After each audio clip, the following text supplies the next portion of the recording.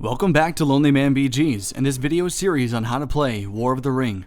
In this video, we'll be starting our first of 4 videos on armies and battles.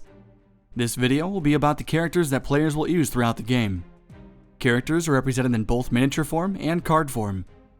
Let's take a deep dive into the character information found on the cards. First, we'll look at a companion card, in this case, Gandalf the Grey. At the top of the card, you'll find a portrait of the character as well as their name. Below that, there is a special ability that pertains to Gandalf the Grey when he is the Guide of the Fellowship. This upper symbol to the right indicates the character level, while the lower symbol indicates that character's leadership value. In the bottom half of the card, there is another special ability called Captain of the West. This applies if he is no longer part of the Fellowship. The symbol at the bottom of the card shows which nation the companion may activate. Gandalf's card allows him to activate any Free People's nation. Let's take a look at another card, this time Gandalf the White. It has the same basic information, but a few more things. First, it has the condition or requirement that must be met for this card to be played. Below that, the special abilities are listed. This new symbol to the right is an action dice bonus. If this symbol is present, the player adds 1 die to the action dice pool, while that companion is still in play. Finally, we will look at one more card, this time a Minion card. This is the Witch King. Minions have the same basic information on their character cards as the Free People's companions. One slight variation is for the level of this minion. The level of this minion is shown as infinity, as the Nazgul have unlimited movement in War of the Ring. Let's talk about bringing the characters into play. Free People's characters are brought into play in 2 ways. First, companions enter play when they become separated from the Fellowship. This will be gone over extensively in another video.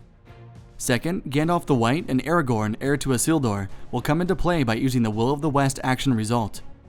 They can be brought into play as long as the rules specified in their card have been met. Shadow characters, on the other hand, may be brought into play using the Muster Die action. In addition, just like Gandalf and Aragorn, the player must meet the requirements before bringing said minion into play. For example, the Witch King may only be brought into play if Sauron and at least one Free People's nation are at war. He can be spawned in any region with a shadow army that has at least 1 Sauron unit. Characters may move across the board during the action resolution phase by using either the character action die result or by playing an event card that allows movement of characters. The character action die result may be used for the following. The Free People's player may move all companions not in the Fellowship. The Shadow player may move all Nazgul and minions. Let's take a closer look into moving companions.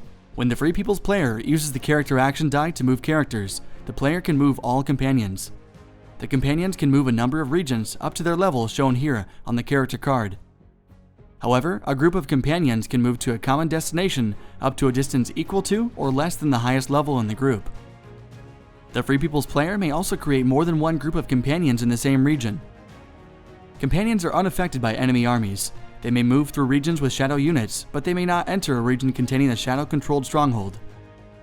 Companions cannot enter or leave a region containing a friendly stronghold that is besieged by an enemy army.